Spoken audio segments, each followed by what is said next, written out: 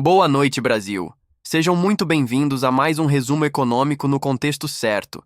E olha, hoje tem muita informação quentíssima, daquelas que fazem a gente coçar a cabeça e pensar: e agora, José? Vamos falar de economia, política, daquele combo que a gente adora e o impacto das últimas movimentações que estão agitando o nosso país. Mas antes de a gente mergulhar de cabeça nessa montanha-russa de notícias, quero saber de vocês, da nossa comunidade engajada. Deixa aqui nos comentários, rapidinho. 22 se você já está na contagem regressiva para votar no Bolsonaro em 2026, ou 13 se o seu coração já bate mais forte pelo Lula. Quero ver essa interação fervendo. Qual a sua opinião sobre as eleições que, mesmo distantes, já estão dando o que falar? E o que você acha que está rolando no Brasil nesse exato momento? Gente, vocês não vão acreditar no que a nossa Bolsa de Valores andou aprontando. A B3, nossa querida bolsa, atingiu recordes históricos, e isso não é pouca coisa, viu? É tipo gol no último minuto com a torcida indo à loucura. E o que explica essa euforia toda? Em grande parte, o apetite voraz dos investidores estrangeiros. Sim, eles estão de olho no Brasil e só em janeiro injetaram bilhões de reais por aqui. Bilhões, meus amigos. É dinheiro que não acaba mais, mostrando uma confiança que a gente não via há tempos. E qual a mágica por trás disso? A relação é quase matemática. Se os juros caem, a bolsa sobe. É uma gangorra, e o lado da bolsa está lá em cima. E por falar em juros, o ciclo de cortes está a todo vapor. O Copom, aquele comitê que decide a taxa básica de juros, está com a faca e o queijo na mão, e a expectativa é que em março venham mais cortes. Isso é música para os ouvidos dos investidores, um sinal verde para a nossa bolsa continuar essa escalada rumo ao topo. É a hora de ficar de olho, porque oportunidades não faltam. Mas espera que tem mais. Quando o assunto é ouro e dólar, a coisa fica geopolítica, e a gente sabe que isso dá um nó na cabeça de qualquer um. O ouro, esse metal precioso que a gente ama, viu seus preços dispararem para níveis recordes. Por quê? Tensão, meus amigos, tensão.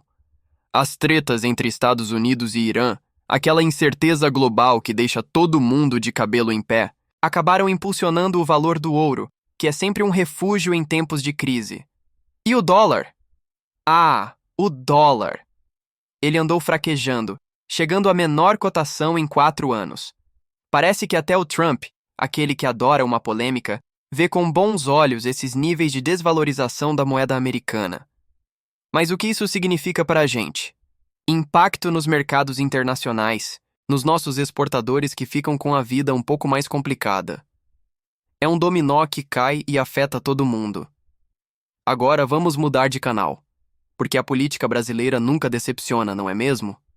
As movimentações estão frenéticas, com o Tarcísio e o Caiado no centro do furacão. Caiado, por exemplo, pulou para o PSD e o apoio a Tarcísio é evidente, ainda mais depois da visita do governador ao Bolsonaro na cadeia. E o que o Kassab, esse estrategista de mão cheia, disse sobre o Tarcísio? Que ele precisa ter a própria identidade política, se descolar um pouco da sombra do ex-presidente. Fica a dica aí, hein, Tarcísio? É um embate que se desenha no cenário presidencial, com Tarcísio e Bolsonaro em lados opostos, mesmo com o apoio do governador ao Flávio. O futuro político do Brasil está em jogo, e as cartas estão sendo jogadas bem devagar, mas com muita intensidade. E não podemos esquecer dos dados econômicos, que são sempre um balde de água fria ou um sopro de esperança. Os números de emprego, por exemplo, vieram meio mornos, com 280. 0 vagas criadas. É o pior número desde 2020, o que nos faz pensar: cadê a recuperação? Mas, ao mesmo tempo, a taxa de desemprego bateu um recorde de 5,1%, o menor nível em 13 anos. É para deixar a gente confuso, né? Como assim? Mais emprego, mas menos vagas?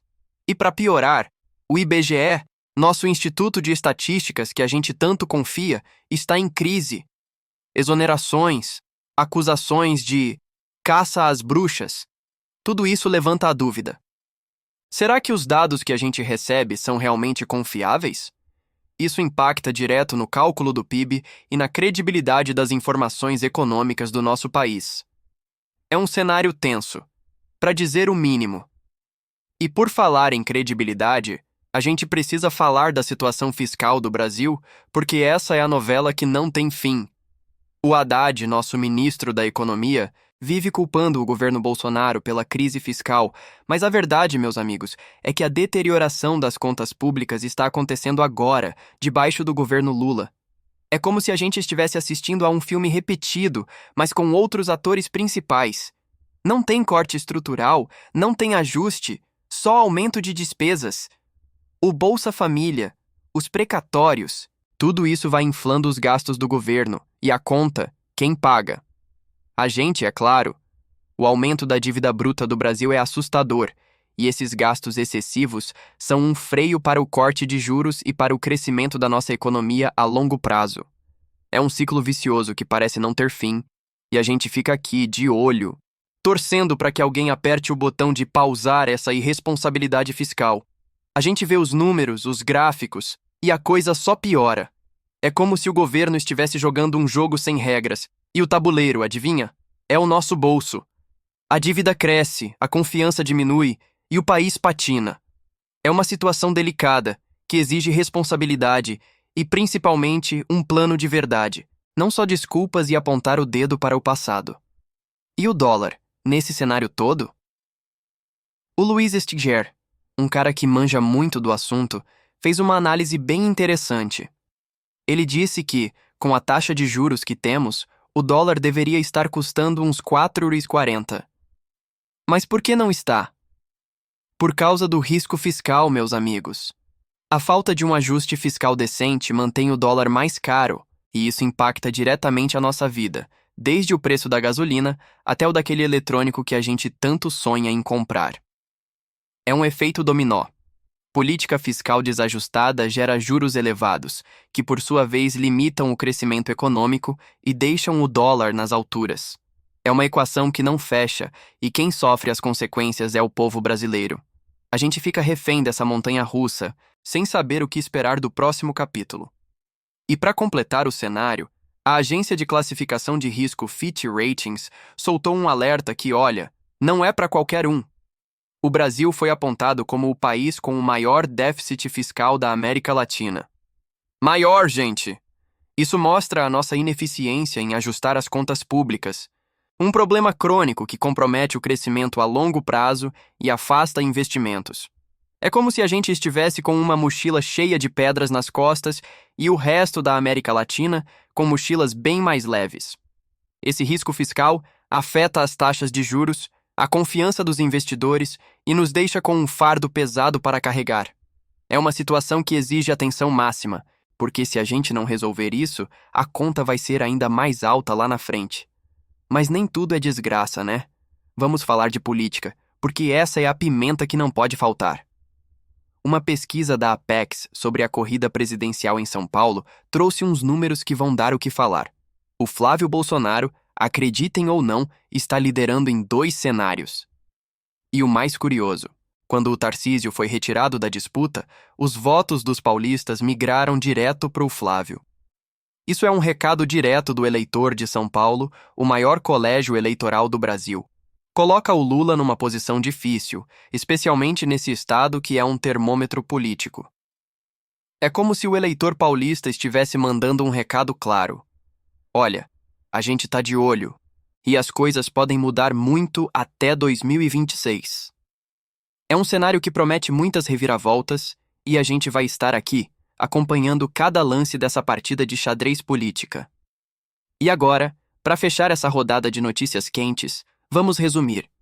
A gente viu que o desequilíbrio fiscal é um problema sério, as movimentações políticas estão a todo vapor e os desafios econômicos são gigantes. Mas a gente não desiste, né? Então, quero saber de vocês. Qual a sua opinião sobre tudo isso? Deixe seu voto nos comentários. 22 se você é Bolsonaro, 13 se você é Lula. Vamos ver como a política vai se desenrolar até 2026. Não esqueça de curtir o vídeo, compartilhar com os amigos e se inscrever no canal para não perder nenhuma atualização econômica e política. A gente se vê na próxima. É como se a gente estivesse com uma mochila cheia de pedras nas costas e o resto da América Latina com mochilas bem mais leves. Esse risco fiscal afeta as taxas de juros, a confiança dos investidores e nos deixa com um fardo pesado para carregar. É uma situação que exige atenção máxima, porque se a gente não resolver isso, a conta vai ser ainda mais alta lá na frente. Não dá para simplesmente ignorar, né? Mas nem tudo é desgraça, né? Vamos falar de política, porque essa é a pimenta que não pode faltar. Uma pesquisa da Apex sobre a corrida presidencial em São Paulo trouxe uns números que vão dar o que falar. O Flávio Bolsonaro, acreditem ou não, está liderando em 2 cenários. Vocês não vão acreditar, mas quando o Tarcísio foi retirado da disputa, os votos dos paulistas migraram direto para o Flávio. É mole? Isso é um recado direto do eleitor de São Paulo, o maior colégio eleitoral do Brasil. Coloca o Lula numa posição difícil, especialmente nesse estado que é um termômetro político. É como se o eleitor paulista estivesse mandando um recado claro. Olha, a gente está de olho, e as coisas podem mudar muito até 2026. É um cenário que promete muitas reviravoltas, e a gente vai estar aqui, acompanhando cada lance dessa partida de xadrez política. Segura essa! E agora, para fechar essa rodada de notícias quentes, vamos resumir. A gente viu que o desequilíbrio fiscal é um problema sério. As movimentações políticas estão a todo vapor e os desafios econômicos são gigantes. Mas a gente não desiste, né? O Brasil é resiliente e a gente sempre encontra um jeito de seguir em frente, mesmo com tanta turbulência. A verdade é que o cenário é complexo e exige que a gente fique ligado em cada detalhe, cada declaração, cada movimento no tabuleiro político e econômico. Afinal, gente, a economia e a política andam de mãos dadas, né? Não tem como separar uma da outra. As decisões tomadas em Brasília impactam diretamente o nosso bolso, o nosso emprego, o nosso futuro.